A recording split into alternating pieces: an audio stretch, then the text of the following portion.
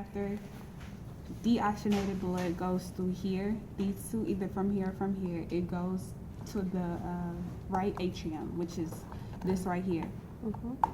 But I'm gonna open it up since this one opened up.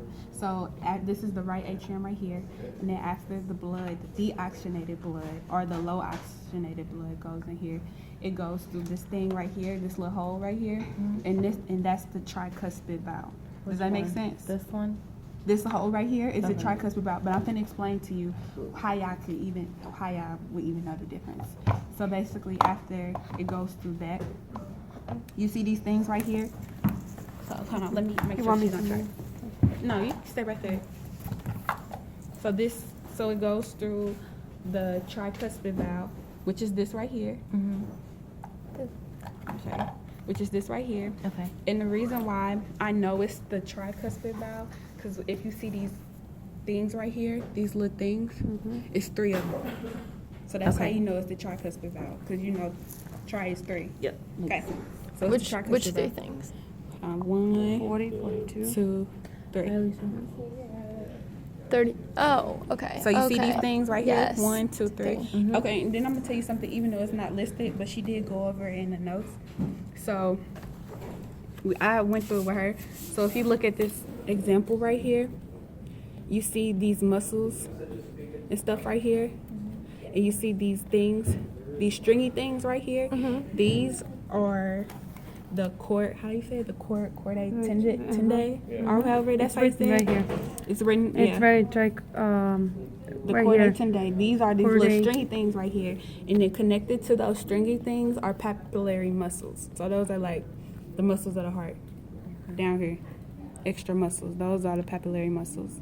So, yeah, does that make sense? Okay. So then after the blood goes through the tricuspid valve and then all of this is the right ventricle. I'm sorry, the right ventricle. It goes up, so it's going like this, and then it goes up, and then this is the pulmonary semilunar valve.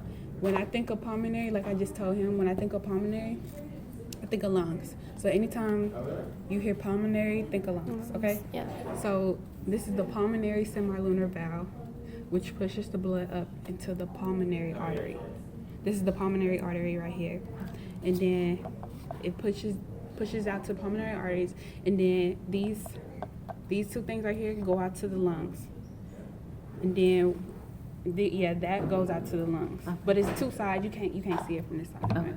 It goes out to the lungs. So after it goes out to the lungs, pulmonary, the gas exchange happens. It increases in oxygen. That's where the O2 comes from. And then after it gets the O2, it turns red. Basically, that's why, like this is, because it's low oxygen, so it's going to be blue. And then if it's red, it's high oxygen. Does that make sense? Yes. So then after that, it comes back. Just say the lungs are right here. It comes back, and then it goes through right here. These are the pulmonary veins. This right here are pulmonary veins, and this right here are pulmonary veins. I asked her earlier, I said, because I when I first was going through it, I didn't know if these, I was confused. I thought these went here. But she said these come through the back and then goes where we're going to next. And then after this, after the pulmonary, these are the pulmonary veins. It comes through here and then it goes to the left atrium. And then after the left atrium, it comes through right here, this thing right here, and then these are the bicuspid valves, or the mitral valves, that's how she said. And then the reason why they're bicuspid is, you remember how I told you on this one? These 2 things. Right. It's 3 of them, it's 2 of them on that side. Got it. Right, so that's how you know the difference between tricuspid and bicuspid valves. The tricuspid is on the right side, and then the bicuspid is on the left side. And then one has 3, one has 2. Yeah. And then, like I told you before, the chordae tendae connect down here to the papillary muscles. Those are on both sides, so it's the same for both sides. And then all of this is in the, this is the left ventricle, all of this.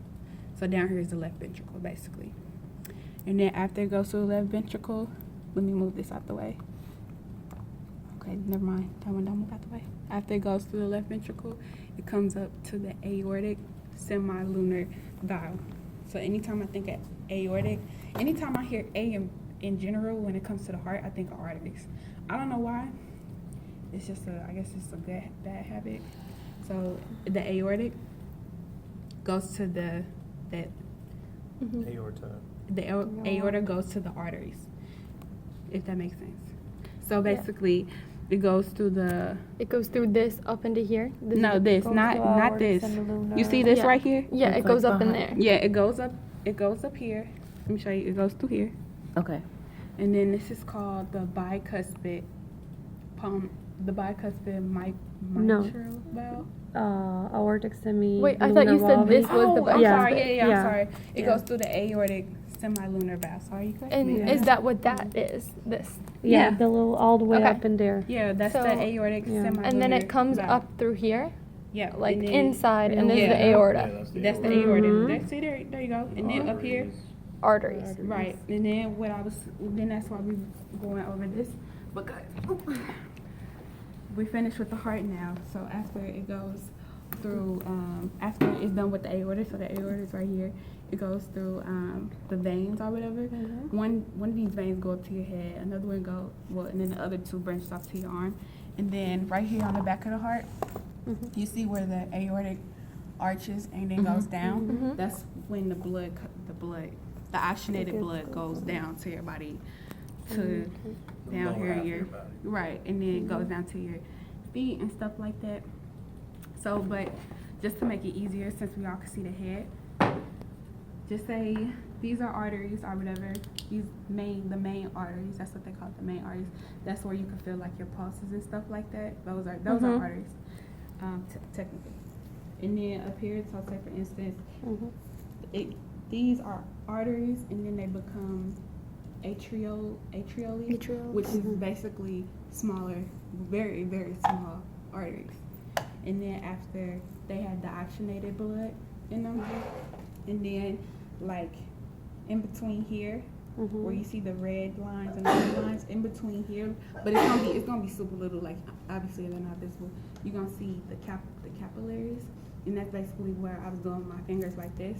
So just say for instance, my right side is the atrioles, and that's the oxygenated blood comes, and then they go like this, and then the oxygen leaves out or go wherever it goes. I don't know where it goes. The second gas exchange. Yeah, the second gas exchange, and then that's where the blood becomes like less Blue. oxygenated or blue, and then that's where the Drop off and O2, then- pick up CO2. right, and then that's where the venules come through, and then basically those are smaller veins. So the venules are these little bitty veins, and then it goes down, and then make bigger ones, which are called regular veins, and then the regular veins go down, and then they connect to the superior or the inferior, And then it starts all and then it starts all over again. Boom. tonight.